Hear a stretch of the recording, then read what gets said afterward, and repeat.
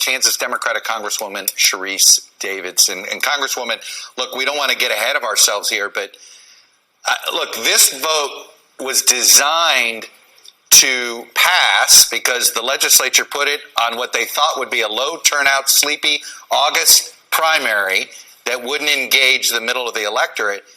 Boy, that was obviously some misguided sort of, I guess, political prognostication by the legislature.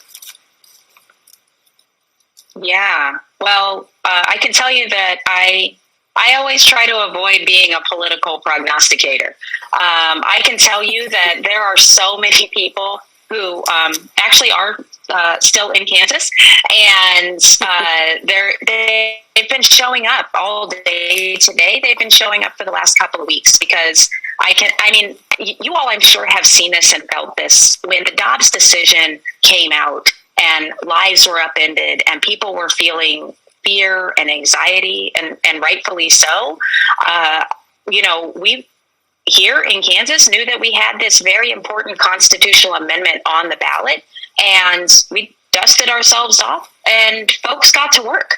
And we know that this is really our effort to push back against what we've watched happen in other states with these extreme pieces of legislation, these bans that don't have any exceptions for things like rape or incest. And that's not, Kansans don't want the government or politicians making their reproductive health care decisions for them. Congresswoman, I spoke to someone earlier today who said we shouldn't read too much into the vote in Kansas in terms of what it might mean in November. And I'm curious what you think about that, particularly tonight, particularly what we're seeing right now. Again, we do not know the final results of this race yet, right, but how much of a motivating factor do you think this might be in November? Yeah, and I'm right along there with you. I can tell you, as a Kansan, I feel pretty practical.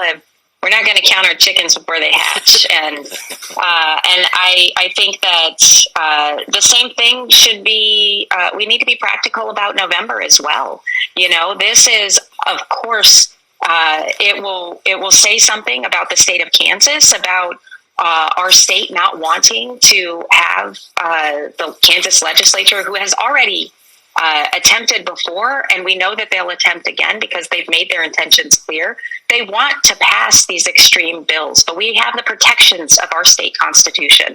And so I do think that I would be, at least for me, I want to make sure that I'm concentrating on what's going on here in the Kansas 3rd. Right. And tonight, that is this constitutional amendment. And as we look forward to November, when it comes to this issue, it's going to be about making sure that the opponent that I have, who is too far out there on this issue, I have an opponent that would support a total ban, no exceptions, not for rape, not for incest. I'm gonna make sure in November that we put the bolts on the door that we're closing tonight, hopefully. Congresswoman, I'm just curious. Look, you are in one of the swingiest districts there is in the country. I'm sure every major issue that every urban and suburban area feel is likely something that's cropped up in your race. But I'm curious, because the amendment was on this ballot right now tonight, did this just sort of take over the conversation over the last 3 weeks? Like when you were campaigning around doing what you need to do, were you even overwhelmed by how much one issue, one topic, one vote was taking up the conversation? I think that's a really good question, and actually a good observation about what the Kansas 3rd District is like. I can tell you for sure, the constitutional amendment, the Dobbs decision, it has been, frankly, a bit overwhelming, the emotional impact and the lives that have been upended because of this. But I also can tell you that in almost every single conversation, while I might have been talking to folks about the constitutional amendment or reproductive health care, abortion, or even contraception, I also was talking to people about and hearing from them about, how hard it is to make ends meet. I have parts of the district now that have farmers who are paying 5 times as much for their fertilizer this year than last year. And so, I'm hearing about all of those things, and it's not really an either or. It's usually which thing do I hear about first, more than hearing about one and not the other. So let's talk about your battle in November. You're going to be facing off against Amanda Atkins, it appears, someone who you beat by 10 points in 2020. But now your district is actually more conservative. What types of challenges does that present for you?